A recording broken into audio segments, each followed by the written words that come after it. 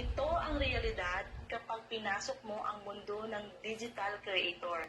Huwag mong aasahang susuportahan ka ng ibang taong nasa paligid mo o ang ibang totoong kakilala mo. Hindi yan sila magre-react sa mga post mo at malalaman mo pa na pinagtatawanan ka pa sa mga pinagagawa mo at pagpapakapuyat mo, makuha mo lang ang criteria na kailangan dito.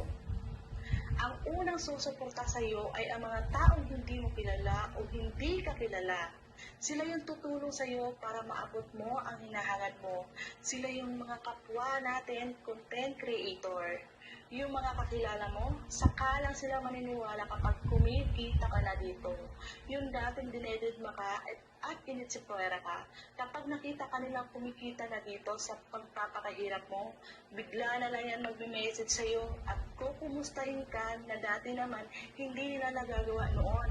At kapag bumitaw ka naman agad o sumuko sa ginagawa mo dito, sila yung unang tatawa o pagtatawanan ka sa pagpapakahirap mong ginagawa dito.